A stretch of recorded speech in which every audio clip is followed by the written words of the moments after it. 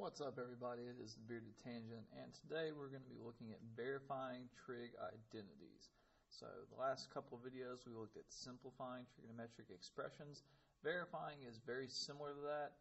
However, it's sometimes almost easier because it's actually telling you the answer they want you to get it to. So you're trying to not necessarily simplify, but take a trig expression and make it look like the trig expression on the other side of the equal sign. Now, a couple of things to note on this. These are not statements of equality until we prove them. They are unproven identities, so we can't move stuff from one side of the equal sign to the other side. So we can work the left side, we can work the right side, and we can work both sides independently, but you can't move something from one side to the other. So just keep that in mind as you go through. Other than that, all the same rules apply. We're going to be using reciprocal identities, quotient identities, Pythagorean identities, and other identities in order to try to make one side of the equation look like the other side. So let's go ahead and jump in. So the first problem I have over here on the left, we see cosine of x equals cotangent x over cosecant x. Now, we want to try to get one side to look like the other. Typically, you want to start by working with the more difficult side, in which case this would be the right side, cotangent x over cosecant x.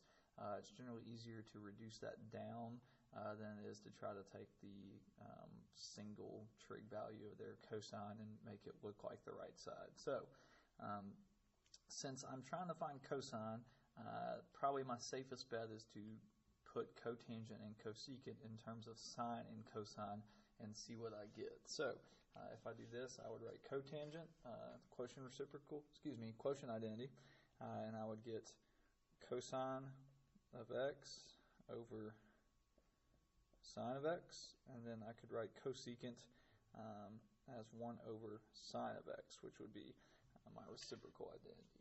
Now, I'm dividing a fraction by a fraction, so what I'm going to wind up with is cosine of x over sine of x, and I'm going to flip and multiply by the reciprocal. So multiply by sine of x over 1. My sines are going to cancel out, and I'm going to be left with cosine of x, which equals cosine of x. So all you're trying to do is make one side look like the other side of the equation. Alright, so that was a fairly easy example. Let's take a look at the next one over here on the right. I have 1 over tangent of x plus secant of x, and we're trying to make it look like cosine of x over sine of x plus 1. Now, for this one, it might not be quite as obvious which one's the easier side. On the last problem we worked, it was fairly easy to see which side was going to be more difficult. This one, maybe not quite so obvious. So what I would look at is my right side contains cosine and sine. My left side, I have tangent and secant, which I can put in terms of cosine and sine. So that's probably the first step that we would want to do, is put this in terms of sine and cosine. So we'll work the left side first. So I'd have 1 over tangent, which is sine of x over cosine of x, plus secant, which is 1 over cosine of x. Now, if you'll notice, I have two fractions here on bottom, but they have a common denominator, so I can actually add these together, which would give me 1 over sine of x plus 1 over cosine of x. Alright, so if we look at this, it looks pretty similar to what we have on the right side. Our right side is just the reciprocal of it. So if we look at this, we have 1 divided by a fraction, so that means we need to take 1 and multiply it by the reciprocal.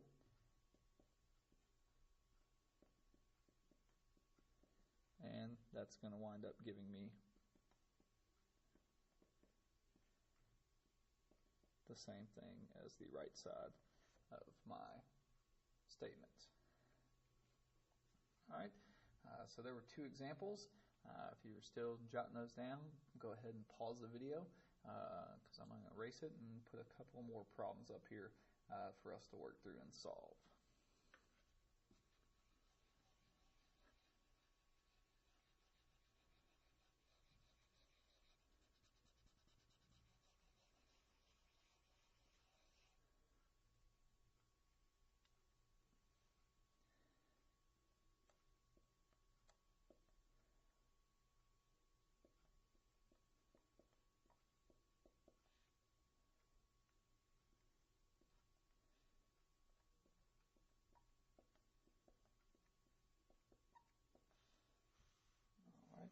There's one problem. Let's go ahead and put another one up here.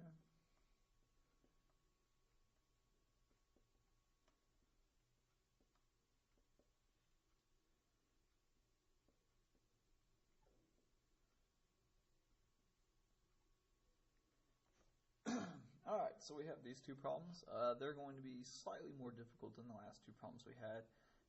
So let's go ahead and get cracking on these. So if we look at the one on the left, I have cosecant theta minus cotangent theta equals 1 over cosecant theta plus cotangent theta. So what I essentially have here are, I could write this as a fraction over 1.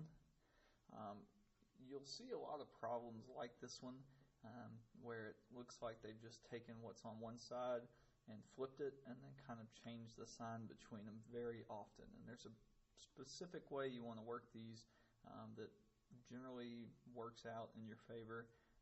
And once you work one or two of these, you kind of get the hang of it. So right off the bat, it might not be exactly obvious what we'd want to do. But what we're going to wind up doing is this is a 1 on top here. So if I multiply this side by cosecant theta minus cotangent theta, I now wind up with that on top of my fraction, which is what I want. Then we can just hope that if I multiply the bottom by this, we're going to wind up canceling stuff out and equaling 1. So we want to multiply both the top and the bottom of my fraction by cosecant theta minus cotangent theta. So on top, I'm going to get cosecant theta minus cotangent theta. And on bottom, we're going to have cosecant theta plus cotangent theta times cosecant theta minus cotangent theta. All right, so we're going to have to use our distributive property here. So keep what we have on top. All right, so cosecant times cosecant is going to give me cosecant squared. Cosecant times a negative cotangent gives me minus cosecant cotangent. Cotangent times a positive cosecant gives me plus cosecant cotangent.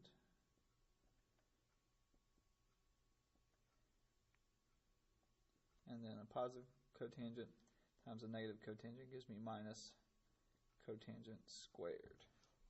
Alright, so if we look, this middle part here is going to wind up canceling out. Anytime we have a binomial times a binomial where our variables are the same, so for instance, cosecant here, cotangent here, and they just have the opposite signs, you're going to wind up canceling out your middle terms and just winding up with these values squared. So what we end up with is cosecant theta minus cotangent theta over cosecant squared theta minus cotangent squared theta. So now I see cosecant squared, cotangent squared. I should be thinking Pythagorean identity. Hopefully this will reduce down. And in this case it will. If we look at our Pythagorean identity, we have 1 plus cotangent squared equals cosecant squared. So if I subtract cotangent from both sides,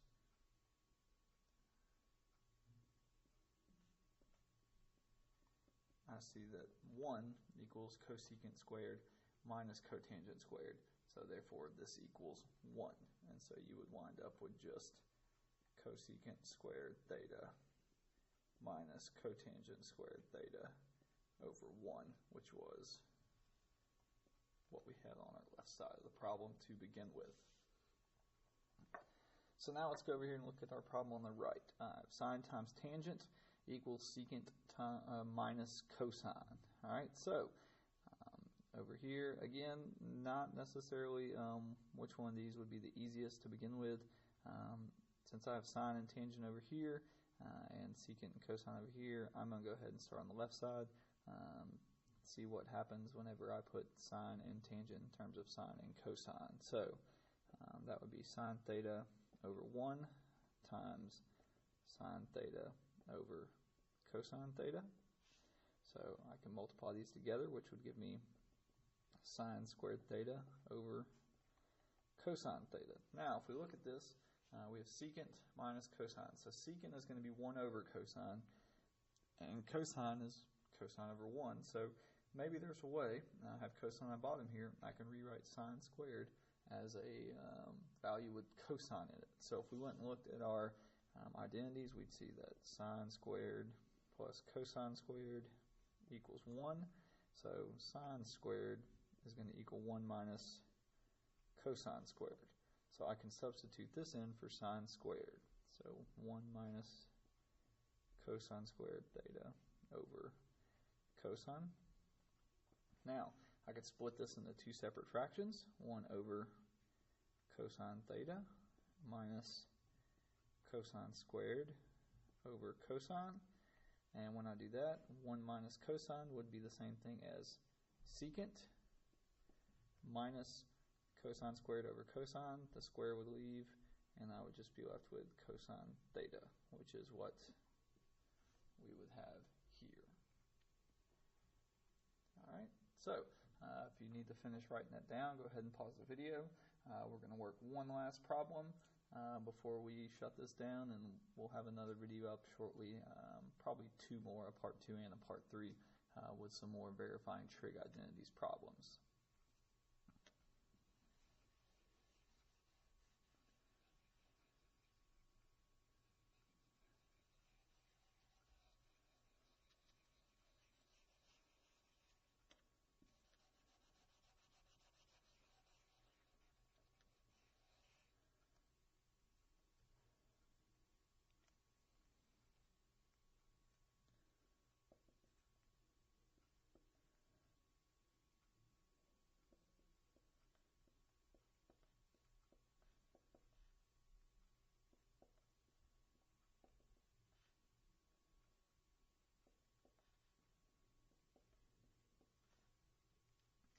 Alright, so for this problem I have sine A minus cosine A squared equals 1 minus 2 sine squared A cotangent A. So, probably the easiest thing to do would be to go ahead and use my distributive property here. Remember, this means I'm going to have sine A minus cosine A times sine A minus cosine A. Alright, so using distributive property, I would get sine squared A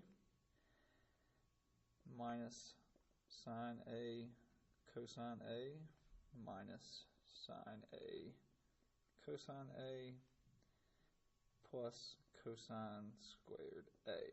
And so I can combine my like terms. I get sine squared A minus 2 sine A cosine A plus cosine squared A. So now if we look over here, we see 1 minus 2 sine squared A cotangent A. So this is starting to look a little similar. I need to get rid of my sine squared and my cosine squared. And at this point, we see 1, we see sine squared and cosine squared. We should know that sine squared A plus cosine squared A is going to equal 1 due to my Pythagorean identity. Alright, so that's going to give me 1 minus 2 sine A cosine A.